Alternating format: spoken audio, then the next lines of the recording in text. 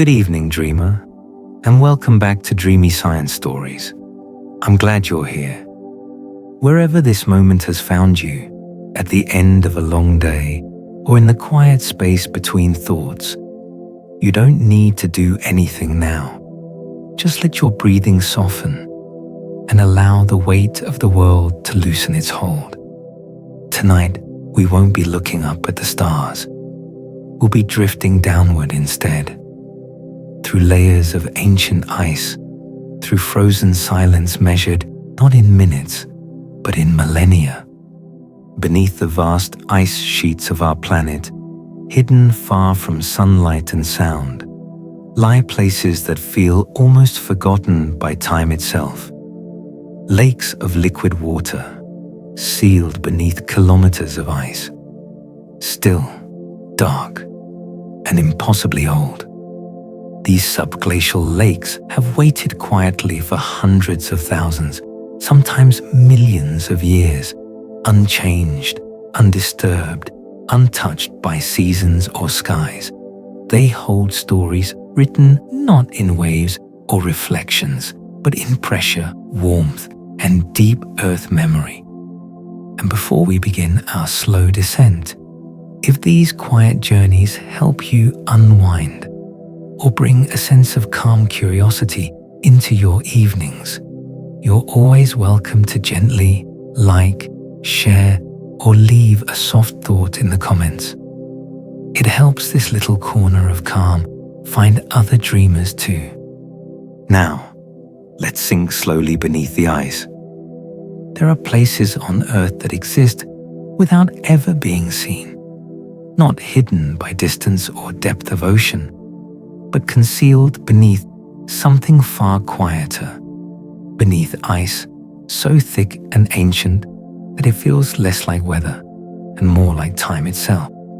Here, entire lakes rest in darkness, not behind mountains or inside caverns, but sealed under kilometers of frozen silence. They leave no reflections on the surface. They cast no shimmer into the sky. And yet, they are real. Vast bodies of water resting patiently beneath the frozen skin of the planet. It may feel counterintuitive, almost dreamlike, to imagine liquid water beneath solid ice. And yet, water there does not behave the way it does in an open winter lake or a frozen pond. Down below, beneath the weight of countless years of snowfall pressed into ice, water remains liquid even when temperatures fall far below zero. The cold is present, but it is muted, slowed, softened by depth. Here, freezing is no longer governed by surface rules.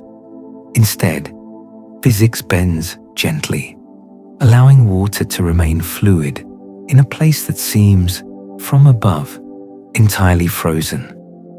Pressure is the quiet architect of this hidden world. As ice thickens, its weight presses downward with an almost unimaginable force. This pressure lowers the freezing point of water, shifting the boundary between solid and liquid. What would freeze instantly at the surface can remain fluid when pressed by kilometers of ice. It is not warmth that keeps these lakes alive, but weight, a slow, steady embrace from above, holding water in a state between stillness and flow. The ice itself plays another role, one that feels almost tender. Rather than acting as a barrier alone, it becomes insulation. Layer upon layer of compacted snow traps geothermal heat rising gently from the earth below. The planet, though cold at the surface, is warm at its core, and that warmth travels upward in the faintest whispers. The thick ice catches that warmth and refuses to let it go. Like a heavy quilt laid over the ground, it keeps the cold from fully reaching the water beneath. Because of this, the lakes below are not turbulent or restless. They do not churn or ripple. They exist in a state of near-perfect calm, sealed away from wind, weather, and sound. No waves ever touch their surface, no storms ever pass overhead. The water rests, undisturbed, in a darkness so complete that even the concept of direction begins to fade. Light has never entered these lakes. No sunrise has ever touched their surface. No moonlight has ever drifted across them. For hundreds of thousands, sometimes millions of years, these waters have existed without a single photon from the sun. And yet, they endure. They do not rely on light to define time or change. There are no days here, no nights, only a continuous present, unfolding so slowly it feels almost eternal. Without light, the lakes do not grow algae. They do not host familiar green life.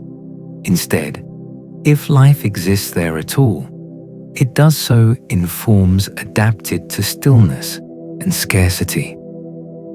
Energy comes not from sunlight, but from subtle chemical reactions between water and rock, from minerals dissolving gently into the dark, from the quiet warmth rising from the earth itself.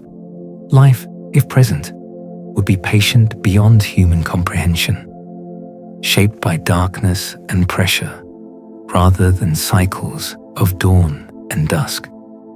Perhaps most striking of all is how completely these lakes are isolated from the world above. Their waters have never touched open air. They have never exchanged gases with the atmosphere. The water inside them may be older than the air we breathe, sealed away before modern climates formed, before ice ages advanced and retreated, before human footsteps ever marked snow. Because of this isolation, the water preserves a chemical memory of the past. Tiny traces of ancient earth may still linger within it, unchanged by pollution or weather or time. It is water that has never known wind, never known rain, never known the sky. And yet, despite their isolation, these lakes are not dead or forgotten.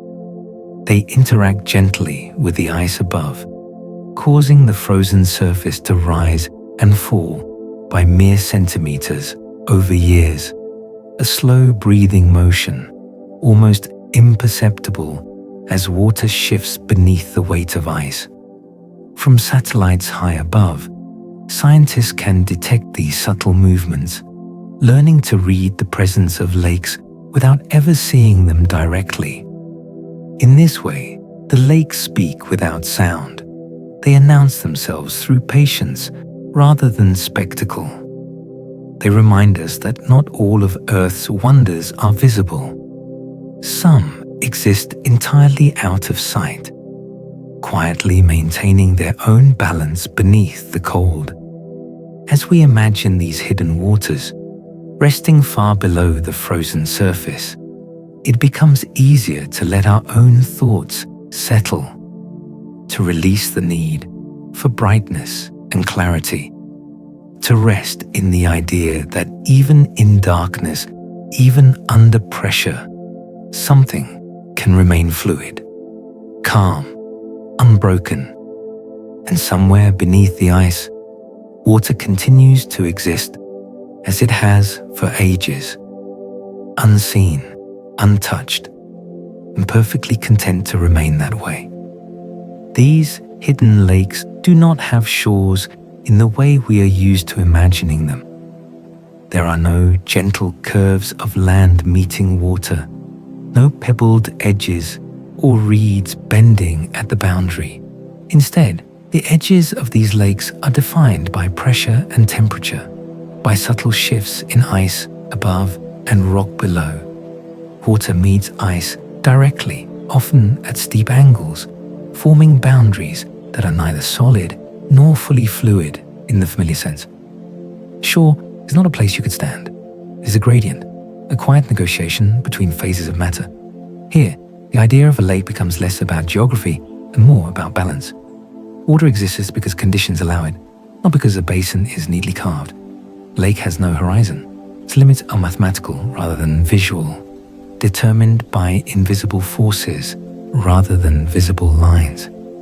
Some of these lakes lie deeper than 4 kilometers beneath the surface of the ice. To imagine that depth is to imagine passing through time as much as distance. 4 kilometers of ice is not just frozen water. It is snowfall compressed year after year, century after century, until air itself is squeezed into tiny bubbles. At those depths, the weight above is so immense that the ice behaves more like a slow-moving solid than something brittle or fragile. Down there, the lake rests closer to the bedrock than to the sky. It is separated from the surface by more distance than many mountain ranges are tall. And yet, despite that burial, water remains. It waits in darkness, closer to the Earth's warmth than to the sun's light, shaped by forces that move on geological timescales. Some of these hidden lakes are vast beyond expectation, not puddles or narrow channels, but bodies of water that stretch for tens or even hundreds of square kilometers. In size alone, they rival cities, quietly occupying space beneath the ice, where no streets, no buildings, no lights exist. If they were lifted to the surface, they would be large enough to require maps, borders, names, and yet they remain nameless to most of the world, known only through faint signals and indirect measurements. Their scale challenges our instinct to associate size with visibility. Here is something enormous, ancient, and powerful that leaves no mark on the surface above it, no skyline, no reflection, just the faintest whisper of its presence, detected only by careful observation from far above. Despite their stillness, these lakes are not entirely motionless. They do not sit frozen in time. They breathe in a way so slow that calling it movement almost feels incorrect. Water flows into them and out of them through networks beneath the ice, guided by gravity and pressure. This breathing happens over years, decades, sometimes centuries. A lake may slowly fill, swelling imperceptibly, then drain away through hidden pathways, sending water onward beneath the ice sheet. To the human eye, it would appear perfectly still, but measured patiently, the lake reveals a rhythm, one that belongs not to days or seasons, but to the deep pulse of ice and earth. As the lake breathes, the ice above responds. The surface, which appears solid and immutable, can rise and fall by centimeters as water gathers or escapes below.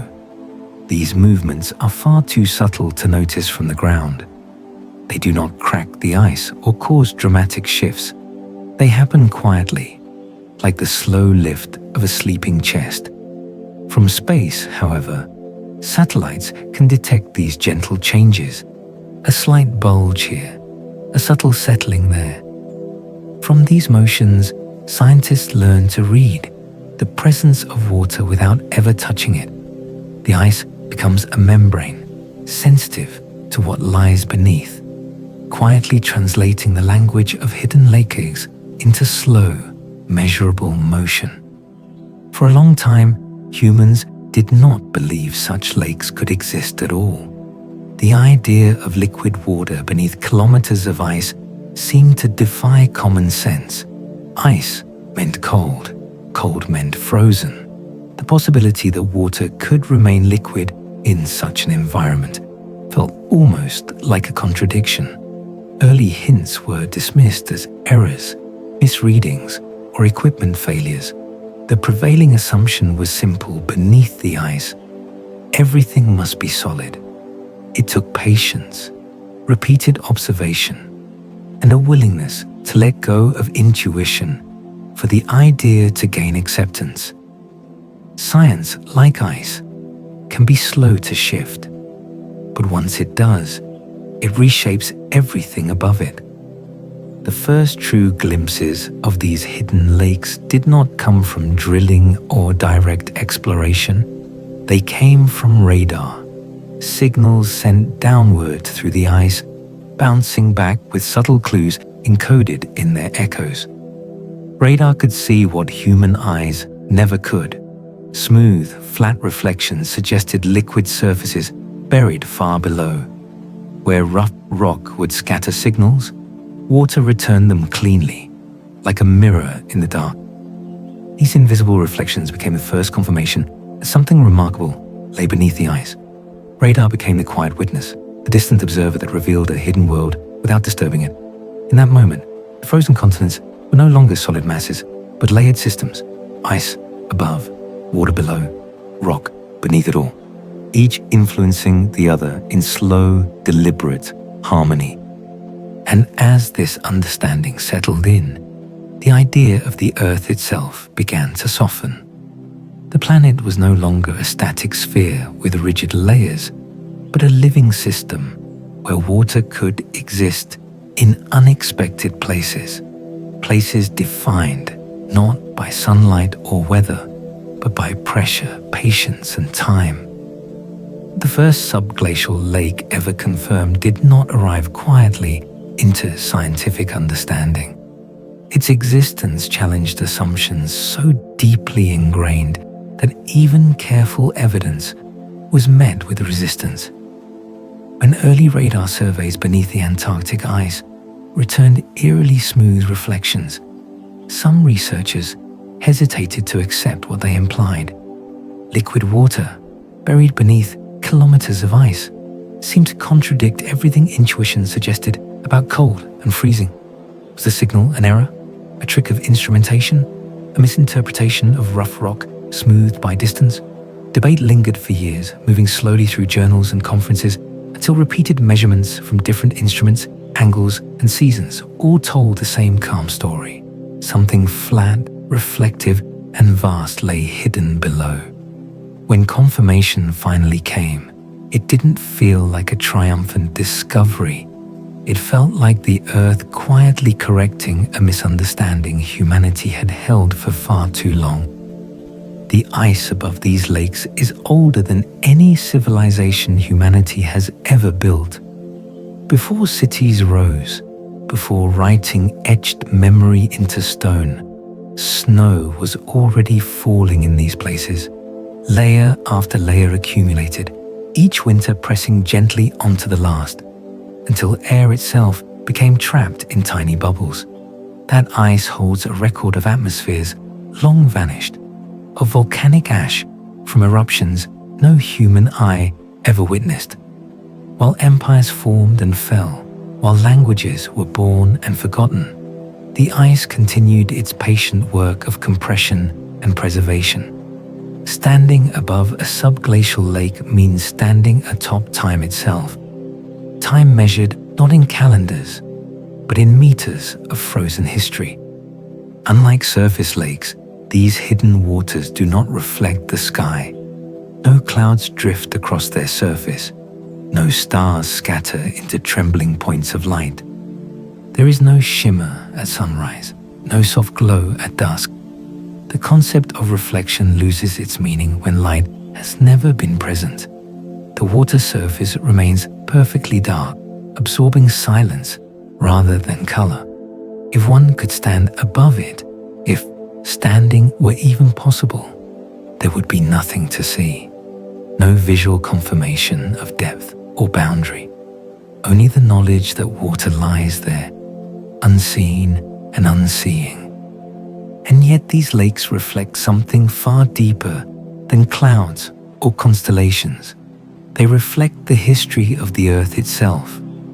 Their chemistry carries traces of rock dissolved slowly over immense spans of time.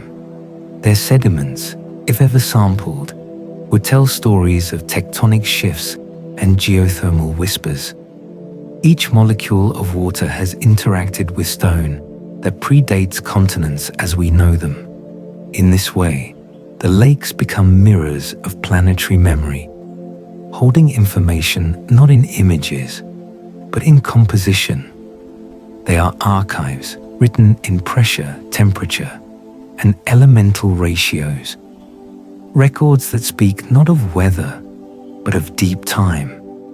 Some of these lakes existed long before the first human walked upright.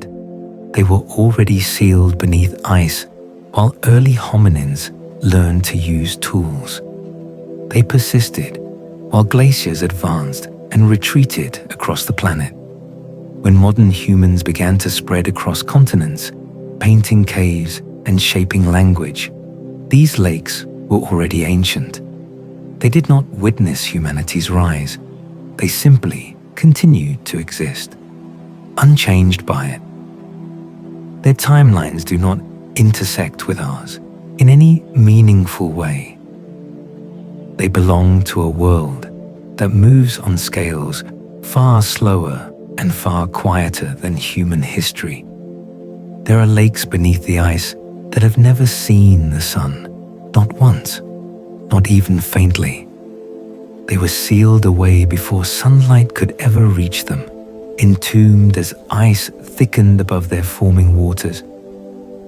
Unlike surface lakes that cycle through brightness and darkness, warmth and cold, these waters have known only one condition: permanent night. The sun, so central to life above, plays no role here. Time does not arrive in the form of seasons or shadows. It arrives only through gradual changes in pressure and slow shifts in heat from below. In this darkness, the concept of day has no meaning at all. Because of this, these places feel less like locations and more like absences. They are not destinations. They were never meant to be visited. They sit outside the rhythms that shape most of the natural world. No wind sculpts them, no rain feeds them. No animals migrate across their surface. They exist entirely beyond the reach of ordinary ecological cycles. Even geological change arrives slowly, softened by ice and distance. Everything about them encourages forgetting. And perhaps that is why they feel like naturally forgotten places. Not forgotten because they were once known and then lost, but forgotten because they were never meant to be the part of surface awareness at all. They do not announce themselves. They leave no landmarks. They offer no spectacle. They are not hidden by malice or mystery, but by indifference to being seen. The earth did not design them for discovery. They exist simply because conditions allow them to exist. Antarctica holds more of these hidden lakes than anywhere else on Earth. Beneath its immense ice sheet, thicker, colder, and more expansive than any other, the conditions are just right for water to persist unseen. The continent's ice is not uniform.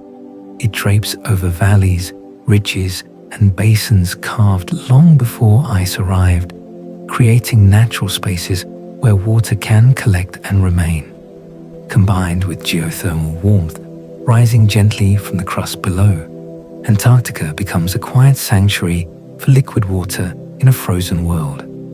What appears from above as a single motionless mass is, in reality, a layered system where ice, water, and rock coexist in slow equilibrium. As scientific tools improved, the number of known subglacial lakes grew steadily.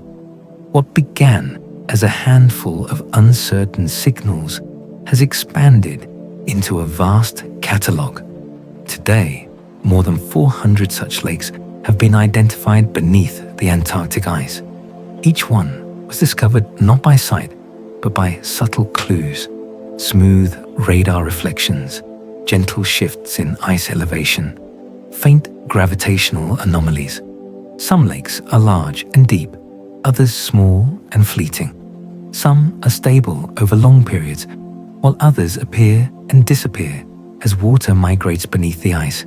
Together, they form one of the largest hidden freshwater systems on the planet, quietly reshaping our understanding of what lies beneath the frozen surface. Despite their isolation from the sky, these lakes are not sealed away from one another. They do not exist as solitary pools trapped forever in darkness.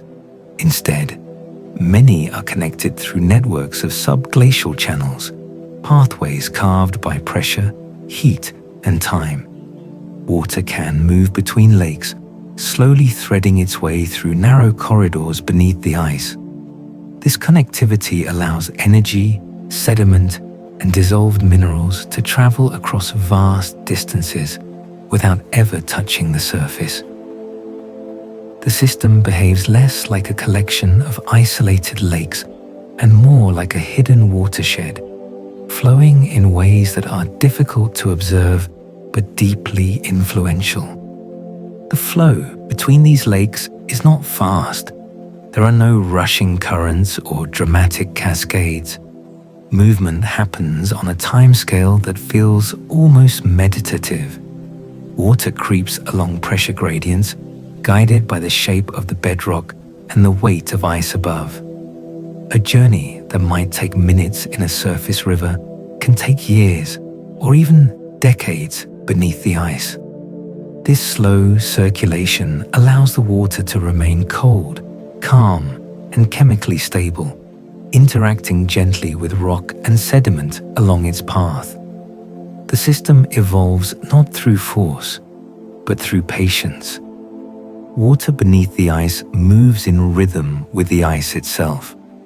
As glaciers slowly flow downhill under their own weight, they influence the direction and pace of subglacial water. Ice thickens in some areas, thins in others, subtly changing pressure at the base.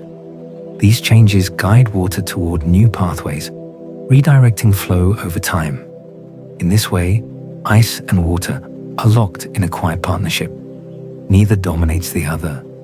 Instead, they respond continuously, adjusting to shifts so gradual they are invisible without long-term observation. The motion of water becomes an echo of the ice's own slow migration across the continent. Occasionally, this calm system experiences moments of sudden change. A lake that has been filling quietly for years may reach a tipping point when pressure becomes high enough. Water can escape rapidly, draining through subglacial channels in a matter of days. To the surface observer, nothing dramatic appears to happen. There is no visible flood, no crack racing across the ice. Yet beneath, enormous volumes of water may be moving, reshaping channels and redistributing pressure far below. The ice above may lower slightly as the lake empties, a gentle settling rather than a collapse. These rapid drainage events reveal how dynamic the hidden system truly is. Even in an environment defined by stillness, change can arrive swiftly. A lake may take centuries to fill and only days to release its water. Afterward, it may begin the slow process of filling again, restarting a cycle that operates far beyond human timescales. This rhythm, long periods of quiet accumulation followed by brief episodes of release, adds another layer of complexity to the subglacial world. It shows that even the most tranquil environments contain pulses of activity, moments where the balance shifts before settling once more into silence. After a lake drains, it does not remain empty for long in the language of deep time. Water begins its slow return, seeping back through hidden channels beneath the ice. This refilling does not happen in days or years, but over centuries. Drop by drop, pressure by pressure, the lake gathers itself again. What was released rapidly is restored patiently. From the surface, nothing appears to change, but beneath the ice, a long, quiet process unfolds, guided by gravity, heat, and the immense weight above. The lake becomes whole again, not in a hurry, but in accordance with the rhythm of the ice sheet itself. The ice above these lakes does not behave like an inert lid. It responds. It flexes, settles, and subtly reshapes itself in response to what happens below. When a lake fills, the ice lifts ever so slightly. When it drains, the ice relaxes downward. This movement is measured in centimeters, sometimes less, spread over years. Yet it is real. In this way, the ice behaves less like stone and more like living skin.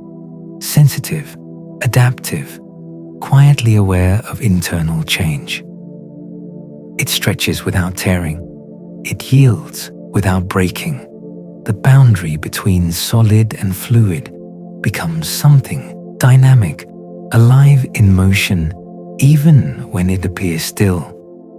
Within some of these hidden lakes, the water is not fresh in the way surface lakes often are.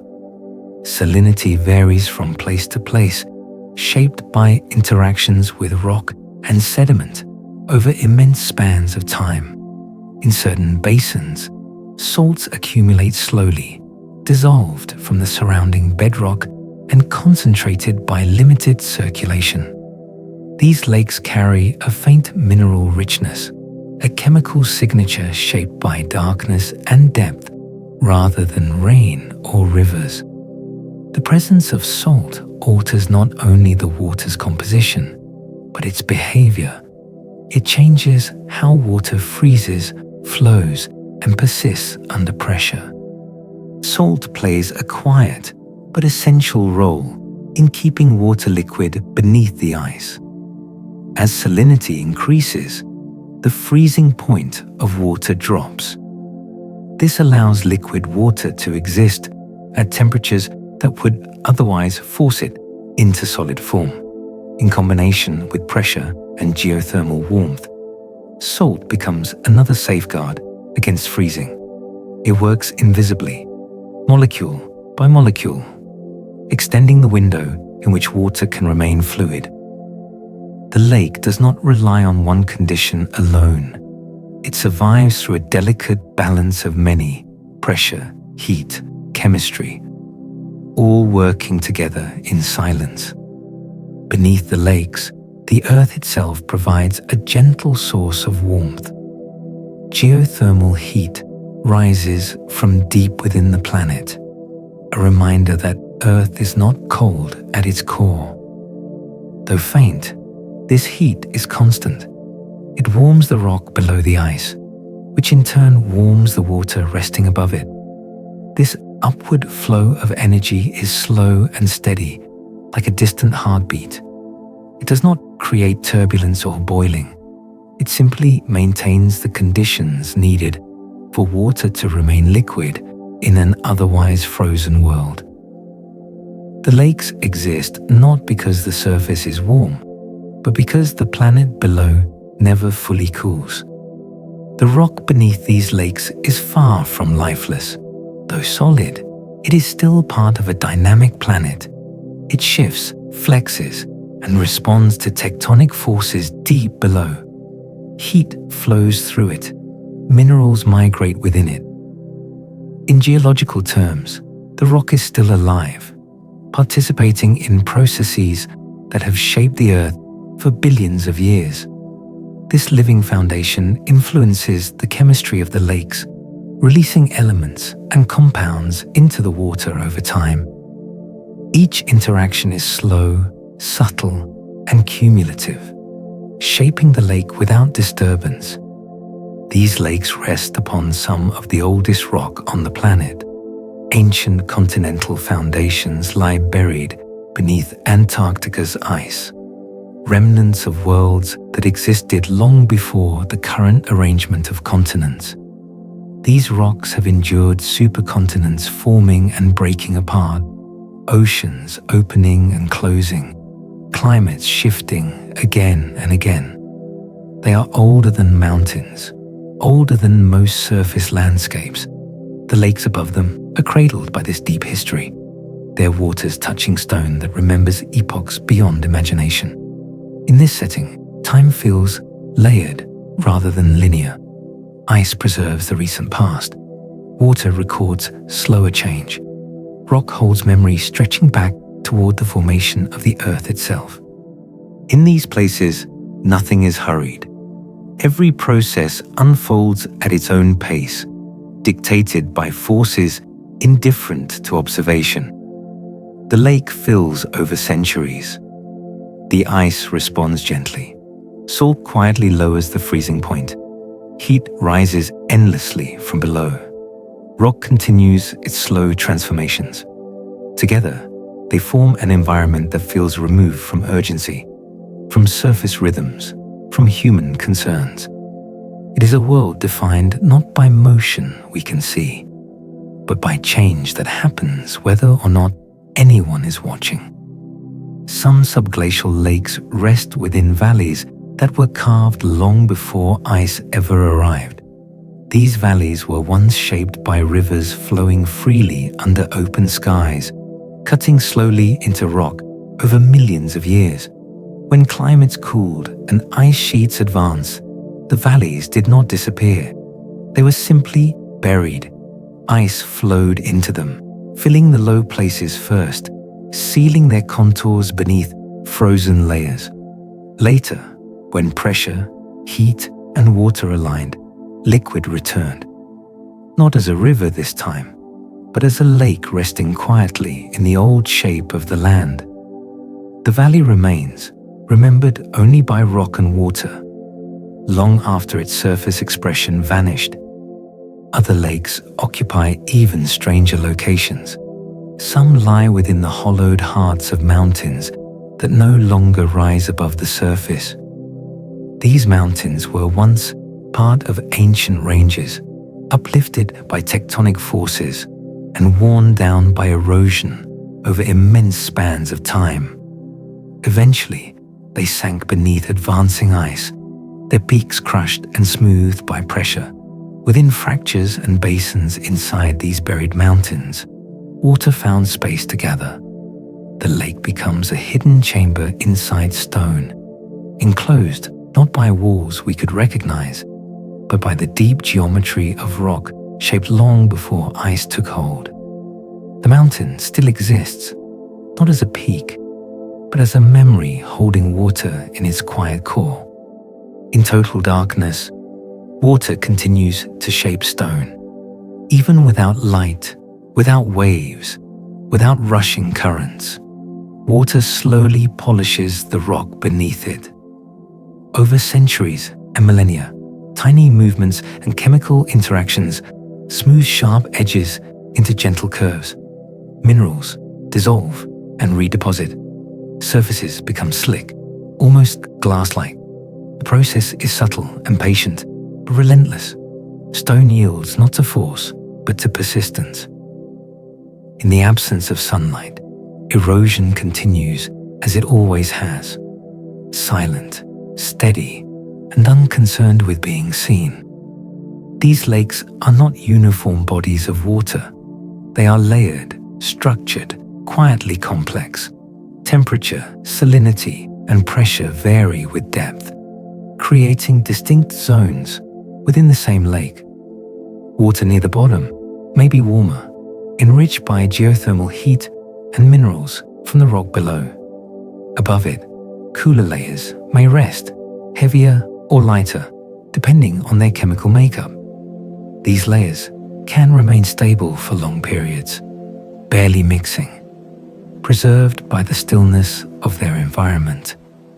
The lake becomes a vertical landscape as much as a horizontal one, with depth defining experience more than surface area ever could.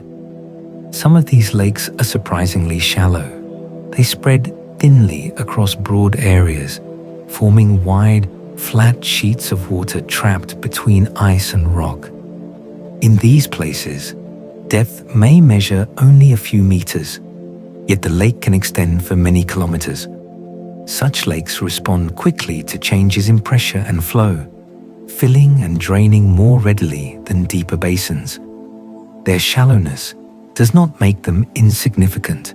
Instead, it allows them to interact more intimately with the ice above, influencing movement and stability in subtle ways. They are gentle, expansive presences, defined more by breadth than depth. Other lakes descend far into the earth. Some reach depths of hundreds of meters, forming dark vertical columns of water beneath the ice. In these depths, pressure increases dramatically. The environment becomes more isolated, more stable, more removed from surface influence. Water at the bottom may have remained undisturbed for extraordinary lengths of time, interacting slowly with ancient rock. The deeper the lake, the more insulated it becomes from change. Depth here is not about danger or drama. It is about separation, distance from noise, from fluctuation, from the surface world entirely. Across all these variations, change comes slowly. So slowly, it feels almost inappropriate to call it change at all. Lakes expand, contract, layer, and shift on timescales that stretch far beyond a human lifetime. Years pass without noticeable difference. Decades pass with only the faintest adjustments. Centuries unfold as the system gently rebalances itself.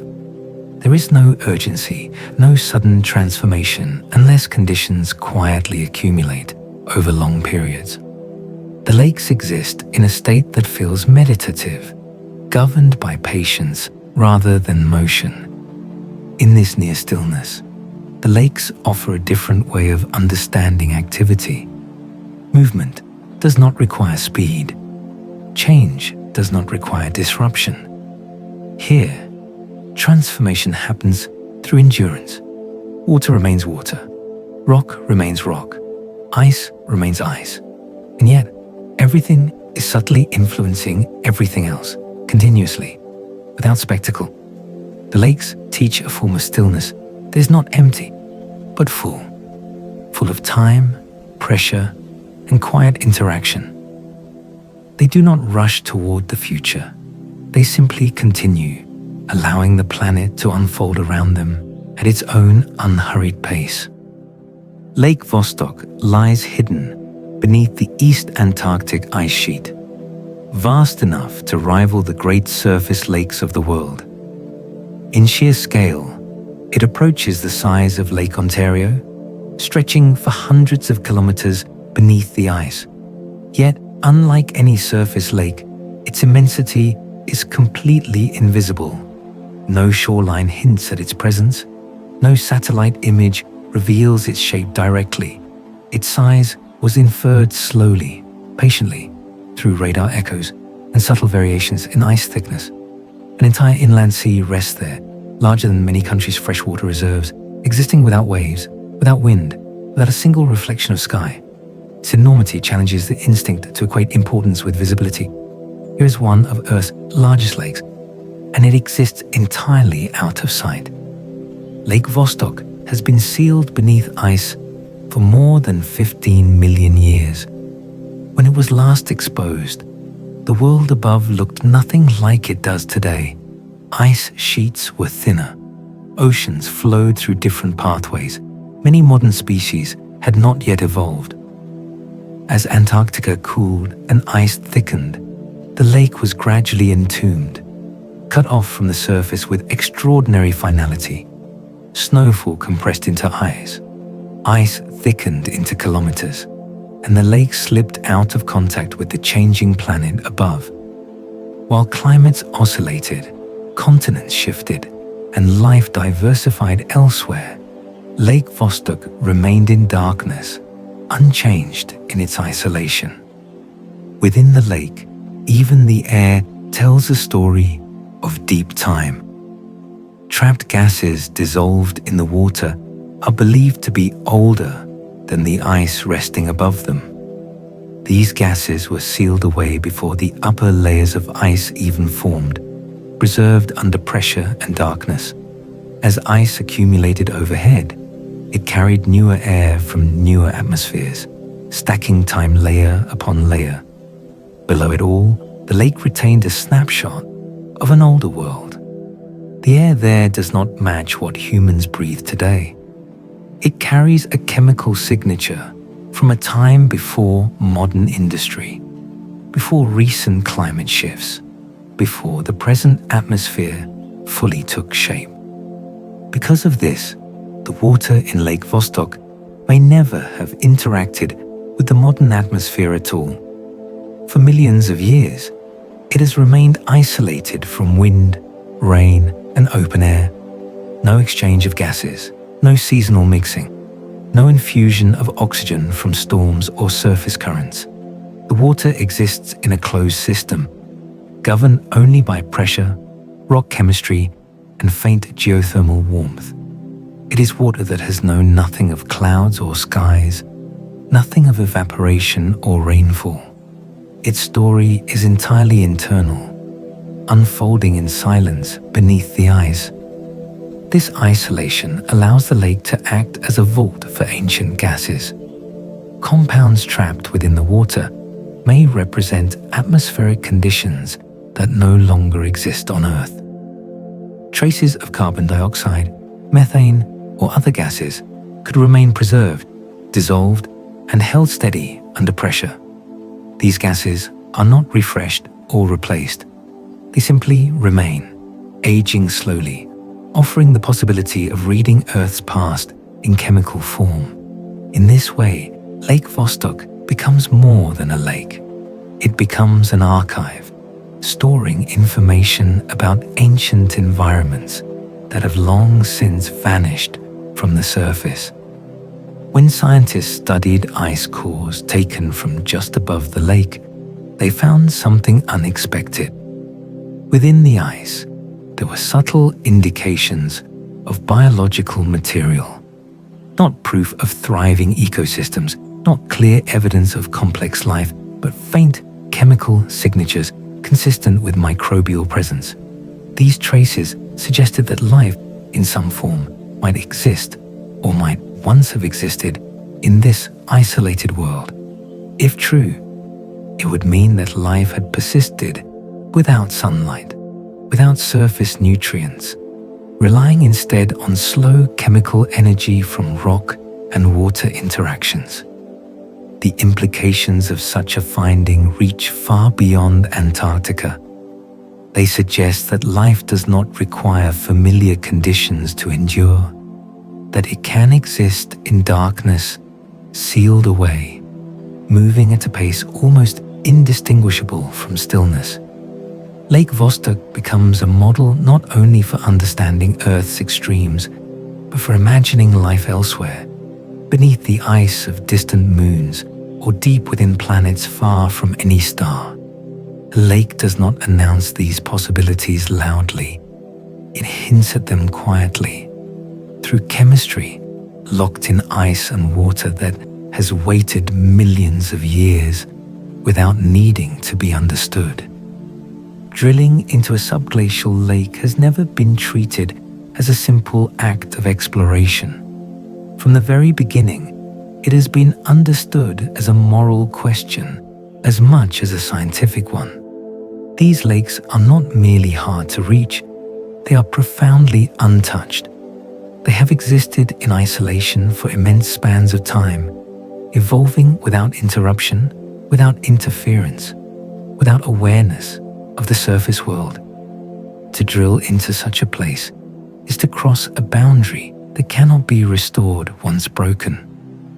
Scientists are forced to ask whether curiosity alone is a sufficient reason to intrude upon an environment that has never needed observation to exist.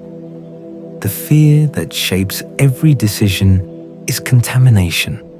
A subglacial lake is not part of the open biosphere. It has no regular exchange with the atmosphere, no seasonal input of surface organisms, no flushing by rain or meltwater from above. Whatever chemistry or life exists, there has developed in complete separation, introducing foreign material, even unintentionally, risks altering that closed system forever. Once modern organisms enter, there is no mechanism to remove them. The lake would never again be what it was. In this way, contamination is not a minor risk, but a permanent transformation. Because of this, the tools designed to approach these lakes must meet standards unlike almost any other scientific endeavor. Drilling equipment is sterilized to a degree that surpasses surgical environments. Every surface, every fluid, every component is treated as a potential threat. The phrase, cleaner than an operating room, is not a metaphor, but a requirement. Heat, chemicals, filtration, and constant monitoring are used to reduce biological presence to the lowest conceivable level. This level of care reflects a recognition that the lakes are not experimental materials, but environments deserving protection. They are treated not as resources, but as inheritances from deep time. The reason such extreme caution is necessary lies in the imbalance of scales. In everyday environments, life exists in vast, resilient networks. Microorganisms compete, adapt, and regulate one another through complex interactions. In a subglacial lake, those networks, if they exist at all, are slow, sparse, and delicately balanced. A single modern bacterium, adapted to oxygen-rich and rapidly changing conditions, could multiply quickly in a system unprepared to resist it. What seems insignificant on the surface could dominate in isolation. One drop of contaminated fluid could erase biological signatures that have remained intact for millions of years. Faced with this risk, scientists chose restraint over immediacy. Rather than drilling directly into the lake, they stopped just before reaching it. The final barrier of ice was left intact. This decision was not made lightly. Years of planning, funding, and preparation led to a deliberate pause. The lake was close, near enough to confirm its presence, its depth, its boundaries, yet it remained unbreached. In stopping short, researchers accepted that preservation outweighed the desire for direct sampling. It was an acknowledgement that some knowledge can wait and some places deserve to remain whole. From this position of restraint, a different form of exploration emerged. Instead of touching the lake, scientists began to listen to it. They relied on waves, radar waves sent downward through the ice, seismic vibrations traveling through rock and water, subtle shifts in gravity sensed from afar.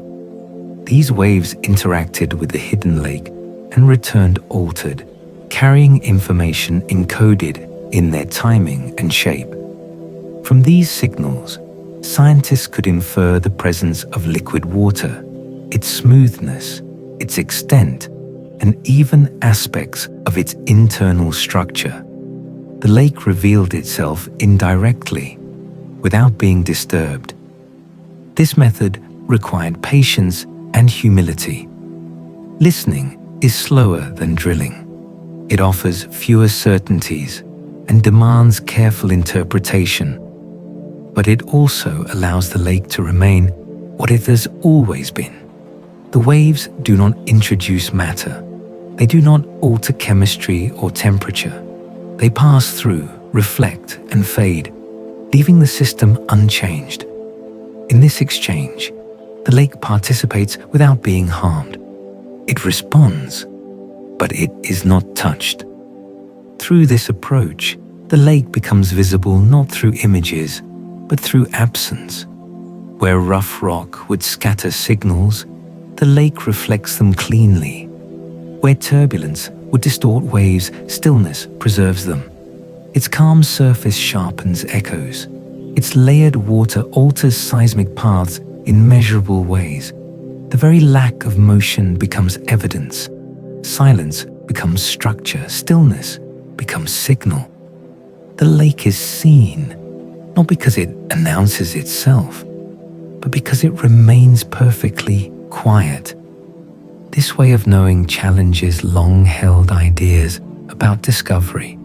It suggests that observation does not always require intrusion, that understanding can arise from careful attention rather than direct contact.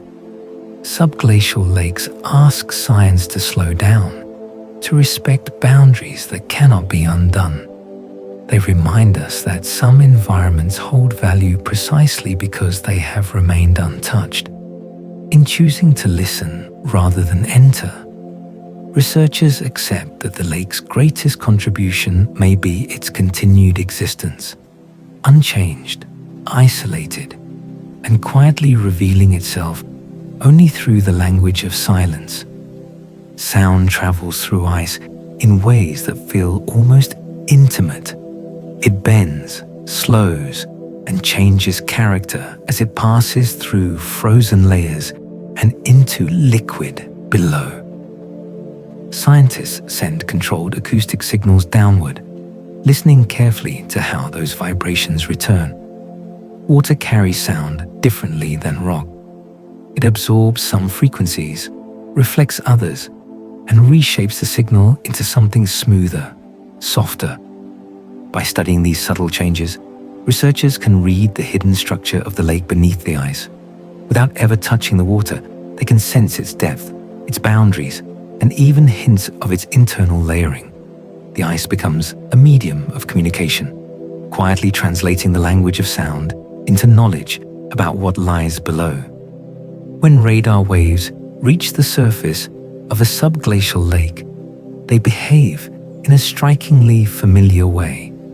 Instead of scattering chaotically, the waves return cleanly, almost perfectly, as if they had struck polished glass. This mirror-like reflection is one of the clearest signatures of liquid water beneath our ice. Rough rock would distort the signal, breaking it apart. Fractured ice would blur it, but liquid water sends it back with clarity and precision. In that moment, radar does not just detect a lake, it confirms its calm. The lake reveals itself not by movement, but by smoothness. This reflection tells scientists something even more remarkable.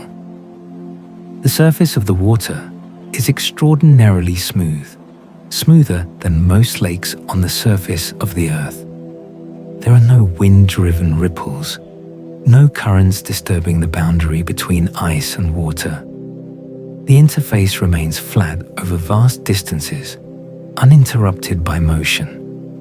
Such smoothness is rare in nature. It requires an environment almost entirely free of disturbance. The lake's surface behaves like a perfect plane, shaped not by weather or waves, but by balance. This level of smoothness points to an important conclusion. The water is nearly motionless, not frozen, not stagnant, but calm to an extreme degree. There is circulation within the lake, but it is slow, deliberate, and deeply restrained. Nothing stirs the surface with urgency. Temperature gradients are gentle. Salinity differences settle into layers rather than churning into chaos. The lake exists in a state of quiet equilibrium, where movement happens only when absolutely necessary. Stillness is not absence here, it is stability. In this environment, waves as we understand them do not exist. There is no energy input to create them, no sudden disturbances, no external forces pressing rhythmically against the water's surface. If a ripple was somehow introduced, it would fade almost immediately, absorbed by the lake's calm. The concept of a wave becomes meaningless without repetition, without wind, without shifting pressure. The water remains flat, patient, and undisturbed, preserving its shape over time. There is no wind beneath kilometers of ice, no atmosphere to move, no pressure gradients to drive air across water. The lake has never known a breeze. It has never felt the push of moving air across its surface. Without wind, there is no surface mixing, no weather-driven change. The lake is sealed off from one of the most powerful sculptors of surface water dynamics. What remains is a body of water governed entirely by internal forces: gravity, pressure, chemistry, and heat rising faintly from below. And in the absence of wind, waves, and light, something else becomes dominant: time. Time moves through the lake without resistance. It is the only constant presence. Not rushing, not marked by days or seasons, but flowing quietly all the same. Processes unfold slowly, almost imperceptibly. Molecules drift, layers settle, heat rises and disperses. The lake does not measure time, it simply exists within it. There may be life in these hidden lakes, though it would not look like life we easily recognize. Not forests of algae or drifting blooms, but microscopic beings adapted to pressure, darkness, and patience. If they exist, they would be sparse, quiet, and extraordinarily resilient. They would live without seasons, without day or night, without the cycles that shape surface ecosystems. Their presence would be subtle, measured not in abundance, but in persistence. In an environment sealed for immense spans of time, survival itself would be the defining trait. In these depths, light has never been a requirement. The absence of sunlight does not mean the absence of life. On the surface, light governs growth, rhythm, and energy. Here, it is irrelevant. There are no shadows to follow, no brightness to signal change. If organisms exist, they have never evolved to see. Their world is not shaped by vision, but by chemistry. They do not wait for dawn. They do not respond to nightfall. Their existence unfolds in permanent darkness, where time is measured only by internal processes. The energy that sustains such life would not come from the sky, but from the earth itself. Rock becomes the source. As water interacts with ancient stone, minerals dissolve, electrons move, and chemical gradients form. These gradients can release energy slowly, steadily, without flame or light. It is a quiet form of nourishment, drawn from the planet's interior rather than from the sun. Life here would be rooted not in photosynthesis, but in geochemistry, fed by reactions that occur whether or not anyone observes them. In this world, chemical reactions take the place of sunlight. Instead of capturing photons, organisms would harness energy released when certain molecules interact. Iron changing state, hydrogen reacting with minerals, sulfur compounds shifting form.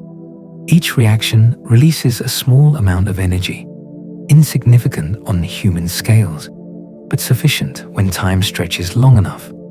These reactions do not fluctuate wildly. They proceed at a measured pace, providing a steady, dependable trickle of power.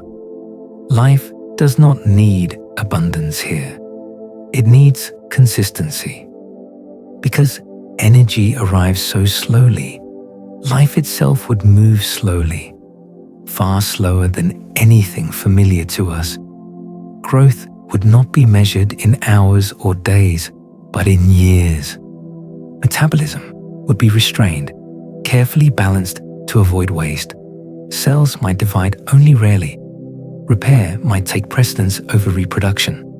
In an environment where change is minimal, speed offers no advantage. Efficiency becomes the guiding principle. Life adapts not by doing more, but by doing less.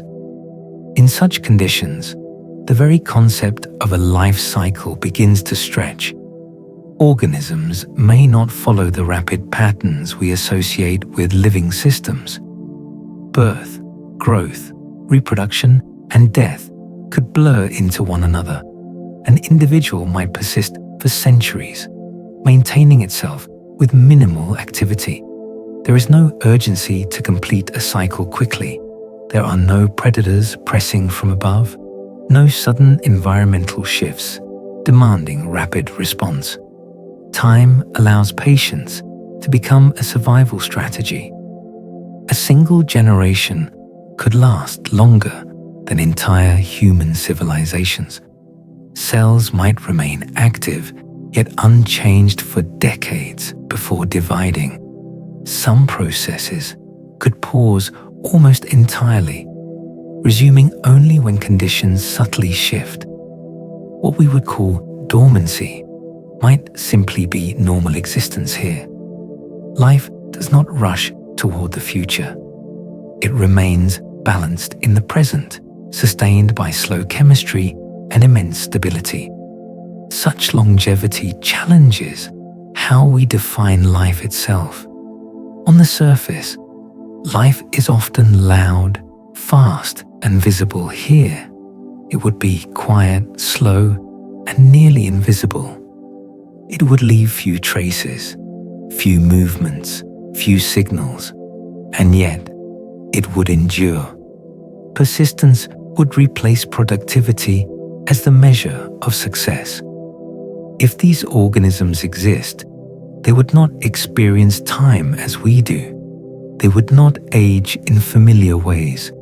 Their internal clocks would tick slowly, governed by the rate of chemical reactions rather than circadian rhythms. A century might pass without meaningful change.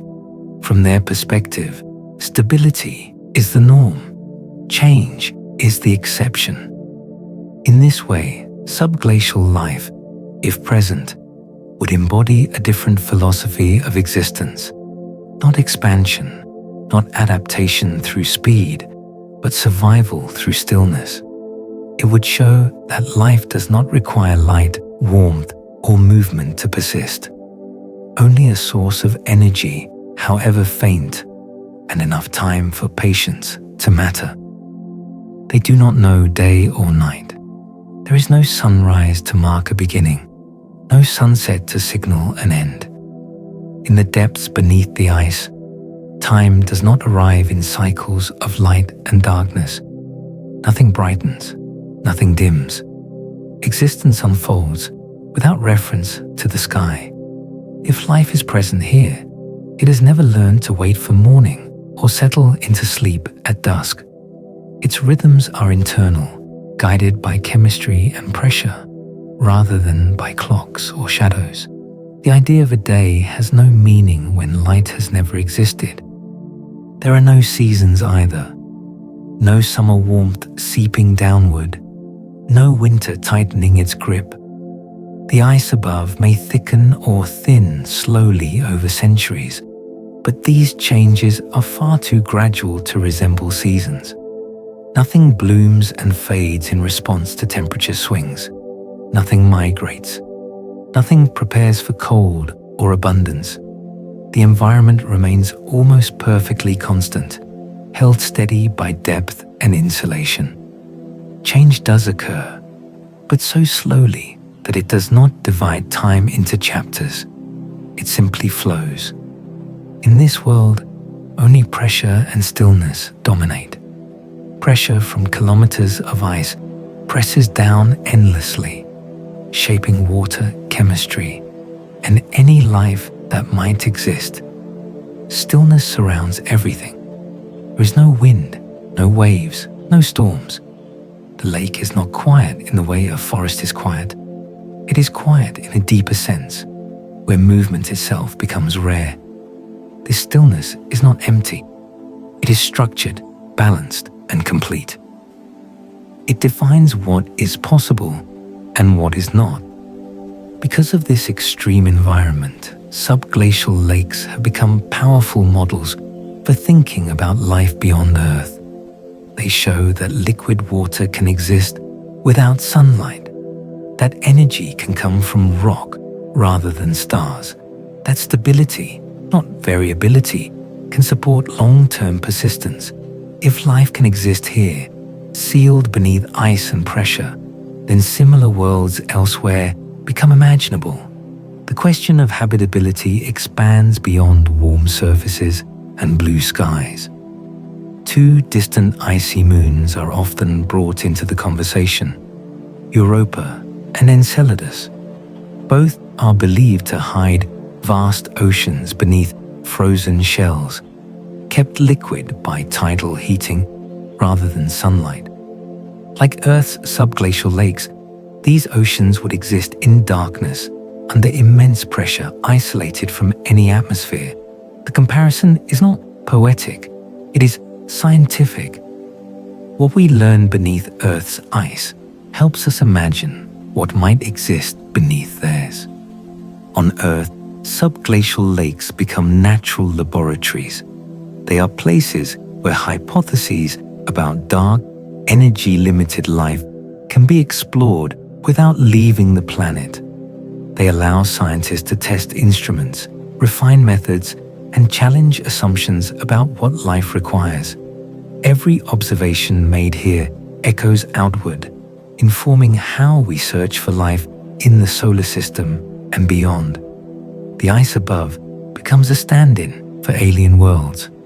The lake below becomes a quiet rehearsal for discovery elsewhere. These environments suggest that life does not need to begin in brightness. It does not require warmth, color, or movement. It may begin instead in darkness, in pressure, in chemical gradients that persist long enough for complexity to arise. Here, life would not be driven by competition or rapid growth. It would be driven by endurance, by the ability to exist slowly, steadily, without interruption. In this way, subglacial lakes invite a different origin story, one where life emerges not in sunlit pools, but in hidden waters, where beginnings are not explosive or dramatic, but quiet and gradual, where existence starts not with light, but with time. These lakes can be thought of as biological memory, not memory in the way minds remember, but memory held in chemistry, structure, and persistence. If life exists within them, it would carry information forward through immense spans of time, unchanged by surface events.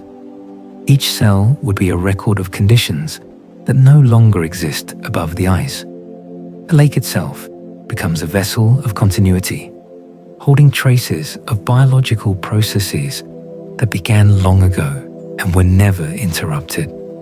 In this sense, the water does not just contain life, it remembers it. Within that memory, DNA, if present, could carry signatures from deep history. Genetic material preserved in such isolation would not be refreshed by constant mutation or environmental stress. Changes would accumulate slowly, shaped by stability rather than adaptation to fluctuation. Sequences might resemble ancient forms of life more closely than anything found on the surface today. The DNA would not tell a story of rapid evolution or branching diversity. It would tell a story of restraint, conservation, and long-term survival, a molecular archive written over geological time. Because of this isolation, life in these lakes could represent an entirely separate evolutionary path, not a branch that split recently, but one that diverged early and then remained sealed away. Surface life has been shaped by sunlight, predators, seasons, and competition. Subglacial life, by contrast, would have evolved without those pressures. Its solutions to survival would be unfamiliar. Its biochemistry might prioritize repair over reproduction, maintenance over expansion. It would not race towards complexity. It would settle into sufficiency. In such an environment, competition as we understand it may not exist. Resources are limited but stable. Energy arrives slowly and predictably. There is no advantage to rapid growth or aggressive takeover. If organisms share the same space, they would likely coexist rather than compete. Balance would be favored over dominance. The system would reward those that disturb it least. Life would not be a struggle for supremacy, but a quiet agreement to persist together. Predation, too, would be unlike anything familiar. There may be no hunters and prey in the conventional sense. Energy flows would be subtle, mediated by chemical exchanges rather than consumption.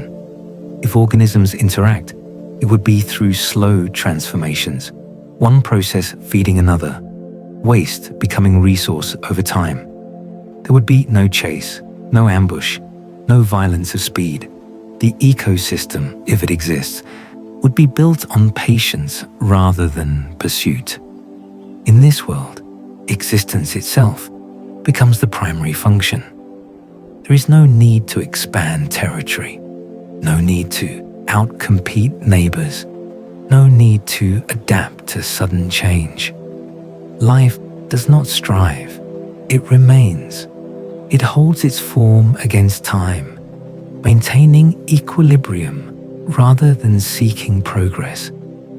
Activity is minimal. Presence is enough. This kind of life challenges many assumptions. On the surface, life is often defined by action, growth, reproduction, movement. Here, life would be defined by endurance, by the ability to continue without interruption. Success would not be measured in numbers, but in longevity, a single lineage persisting for hundreds of thousands of years would be more successful than countless short-lived bursts of growth. The lake itself supports this philosophy. It does not fluctuate wildly. It does not reward speed. It offers no sudden abundance, no catastrophic scarcity. It simply provides enough energy, enough stability, enough time.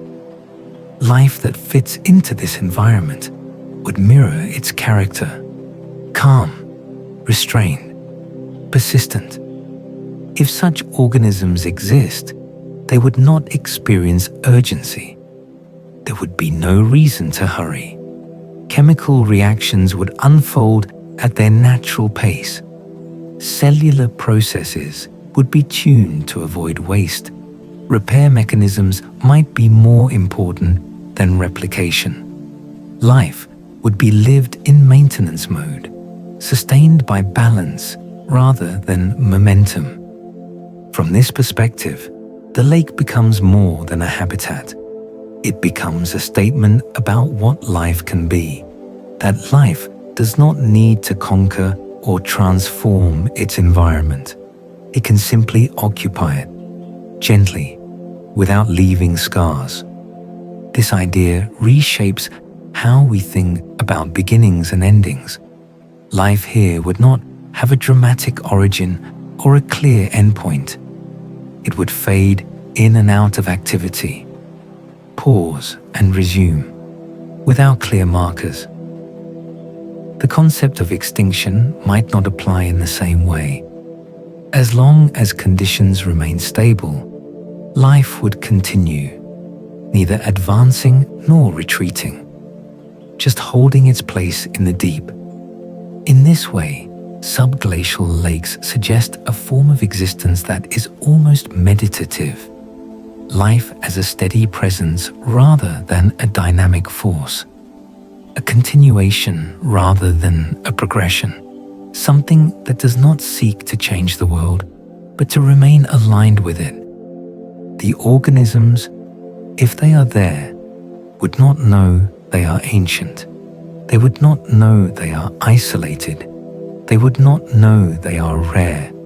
They would simply exist within the conditions that shape them. They would not mark time. They would not anticipate the future. They would persist in the present. And so the lake becomes a quiet proof of concept that life does not always need light, does not always need conflict, does not always need growth. Sometimes, life only needs a place stable enough to allow it to continue. Not striving, not expanding, not conquering, just existing and continuing to exist. Greenland, often imagined as a single frozen mass, also hides liquid water beneath its ice. Far below the surface, where light has no access and sound is swallowed by distance, subglacial lakes quietly exist. They are fewer and often smaller than those beneath Antarctica, but they are no less important. Greenland's ice is younger, more dynamic, more responsive to change, and the lakes beneath it reflect that restlessness. Here, water does not simply wait, it participates. Beneath the Greenland ice sheet, these hidden lakes play a subtle but powerful role in how ice moves. Ice is not fixed in place. Under its own immense weight, it slowly deforms and slides, flowing like a solid dream. When liquid water gathers at the base, it reduces the friction between ice and bedrock. The ice above responds almost immediately, slipping forward just a little more easily. This change is invisible to the eye, yet measurable from space. The presence of a lake below can determine how fast an entire section of glacier drifts toward the sea. Water beneath the ice acts as a lubricant, but not in a sudden or dramatic way. It does not cause avalanches or collapse. Instead, it softens resistance. Rock that once held ice in place becomes smoother when coated with a thin film of water.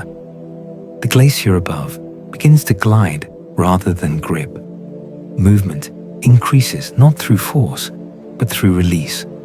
In Greenland, where ice responds more quickly to warming, this lubrication becomes a quiet driver of change.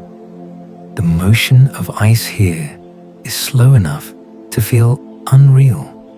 It does not rush, it does not crack loudly or surge forward.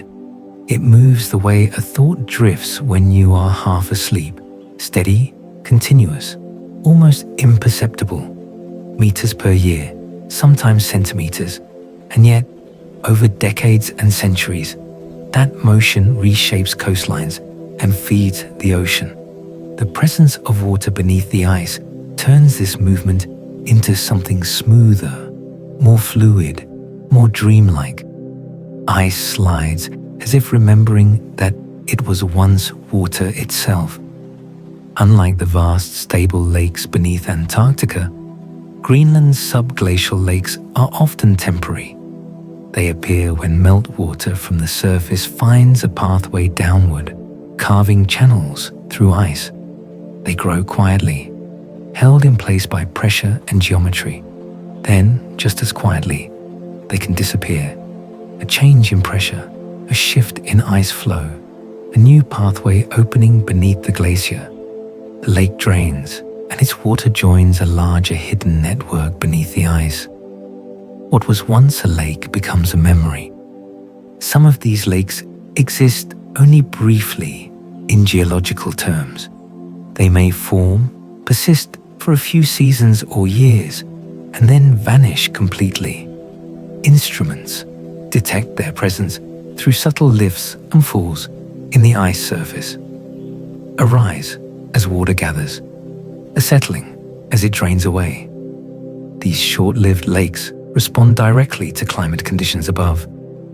Warmer summers create more surface melt. More melt increases the likelihood of water reaching the base.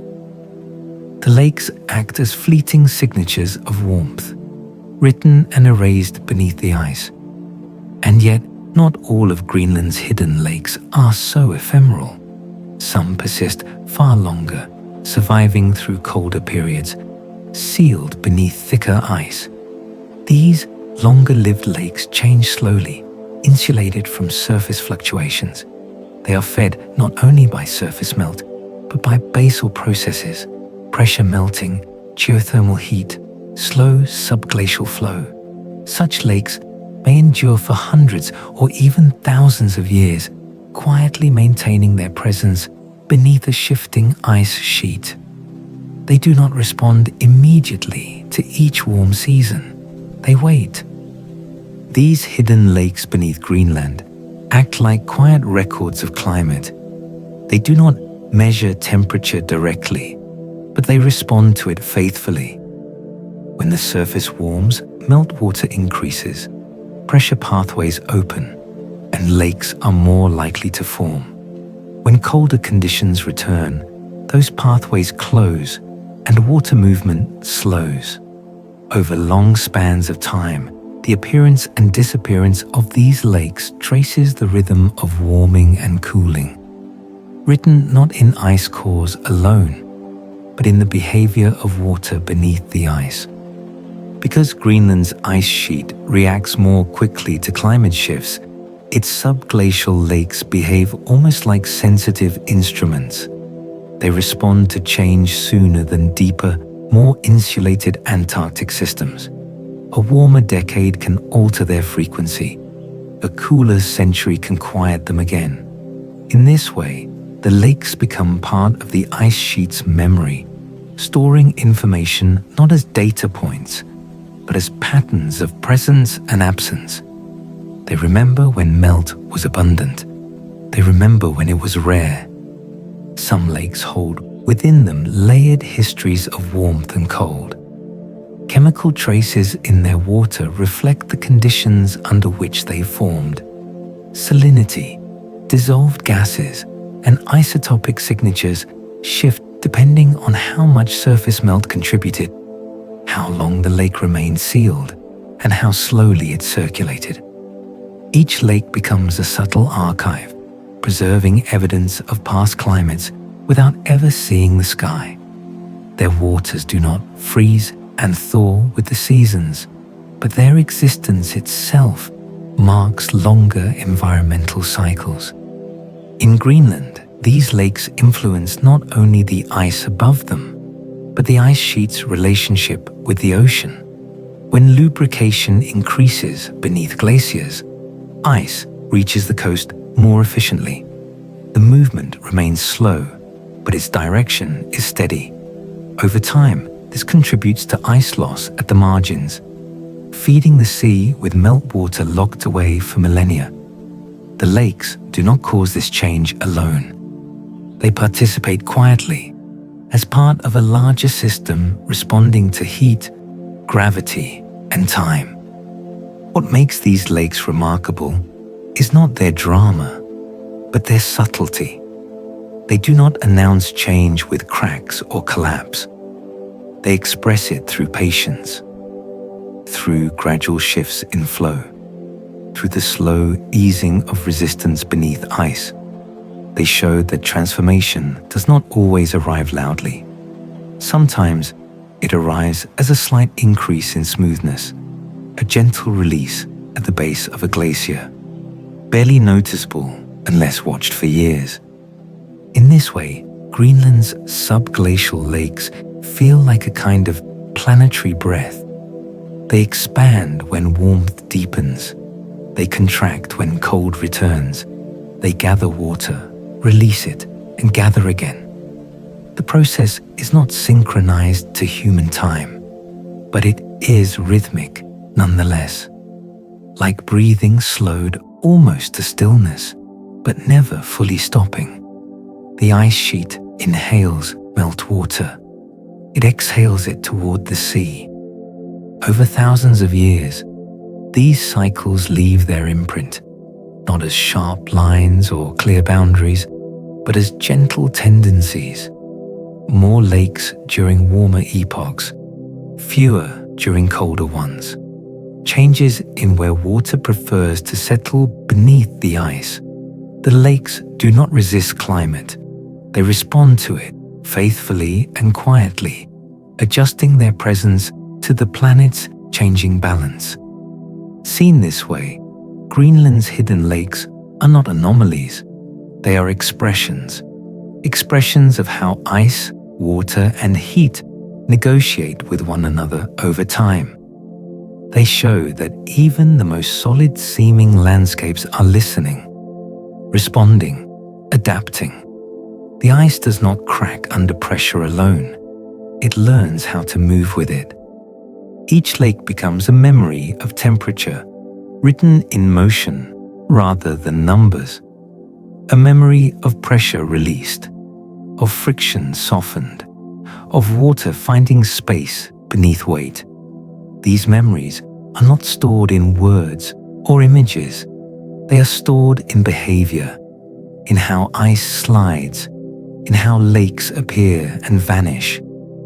Together, the subglacial lakes of Greenland form a quiet record of the planet's breathing. They do not speak of single years or sudden events.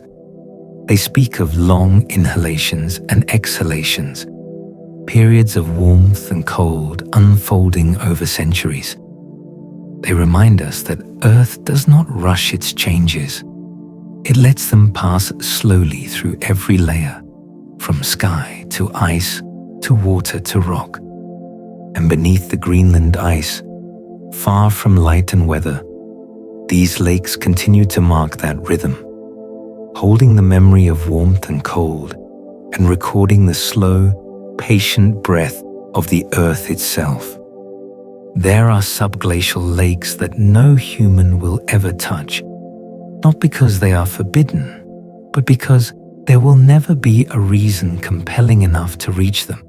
They lie beneath ice, so thick, so remote, and so stable that even detection is uncertain.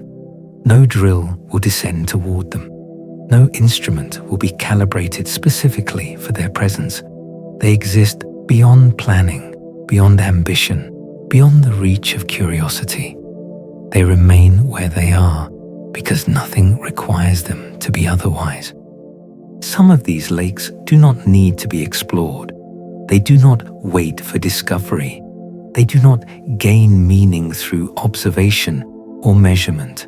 Their value is not dependent on data points, samples, or names assigned on maps. They are complete as they are, water held in darkness by pressure and time. To leave them untouched is not a failure of science, but a recognition of limits, a quiet understanding that not all places are diminished by being unknown. These lakes do not exist for us. They do not respond to attention. They were not shaped by intention, nor do they carry purpose in a human sense. They persist without witnesses, without interpretation, without context. If humanity had never evolved, they would still be there. If humanity were to disappear, they would remain unchanged. Their existence is indifferent, steady, and self-contained. They do not emit light. No glow escapes their depths. No bioluminescence flickers to announce presence. No reflection reaches upward through the ice. Darkness here is not dramatic. It is absolute. Light has never entered, and nothing within requires it. The lake does not shine, not even faintly. It remains unlit, complete in shadow. They do not produce sound. No wind disturbs their surface. No waves collapse against edges. No echoes travel across their depths. Even movement, where it exists, is too slow to generate noise.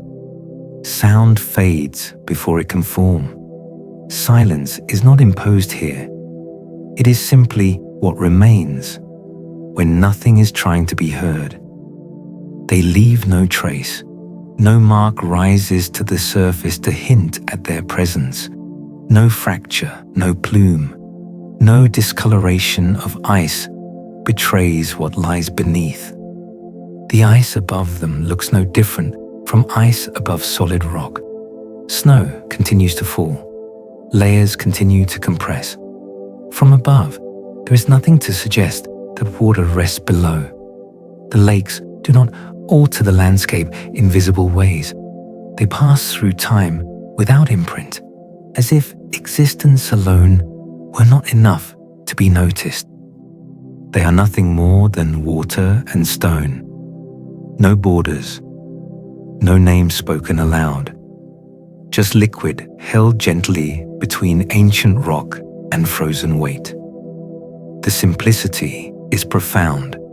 No complexity announces itself. No structure seeks recognition. The lake does not aspire to be more than what it is. Water meets rock. Rock holds water. Ice presses quietly from above. Everything remains balanced, sufficient, complete. Time moves differently here, not marked by rotation or orbit, not divided into years or eras. Time exists as duration rather than sequence. Moments do not pass, they accumulate. Change does not arrive suddenly. It settles slowly, like sediment. The lake does not experience time, it contains it. Every second is absorbed into the next, without distinction. Nothing interrupts the flow. There is an immense amount of time here.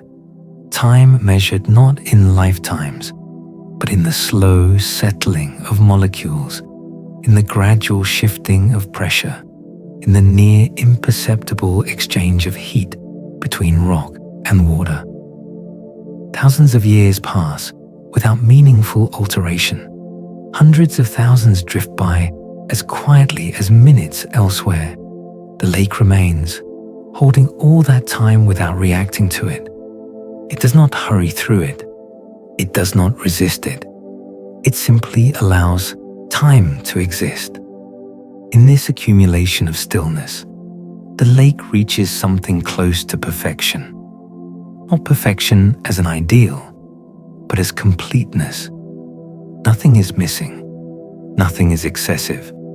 No force presses for change. No signal seeks to escape.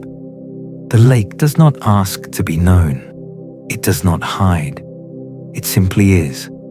A body of water untouched, unobserved, uninterrupted.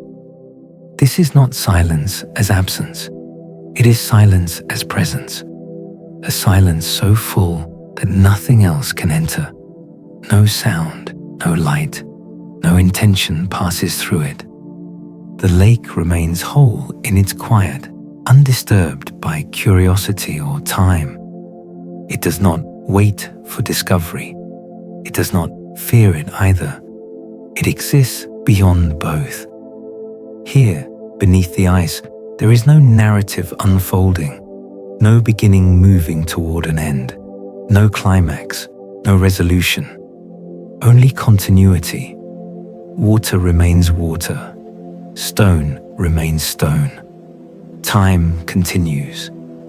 And within that, a perfect stillness holds, unbroken, unclaimed, and complete.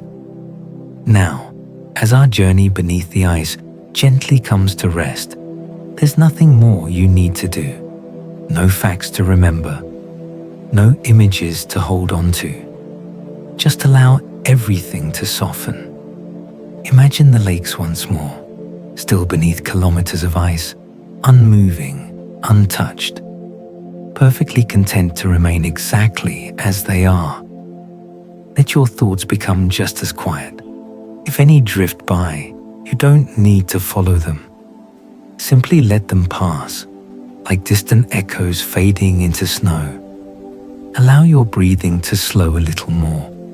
Inhale gently through your nose and exhale, long and easy, through your mouth. With each breath out, feel your body sink a little deeper into rest. Your shoulders grow heavy, your jaw loosens. Your eyelids rest comfortably where they are. There is nowhere else to go tonight. Nothing left to understand. Like the hidden lakes, you are allowed to remain still, held safely by the quiet of this moment. If sleep comes now, welcome it without effort. And if it comes later, that's perfectly fine too. Just stay here, floating gently, wrapped in calm, wrapped in time. Thank you for sharing this quiet space with Dreamy Science Stories. Good night.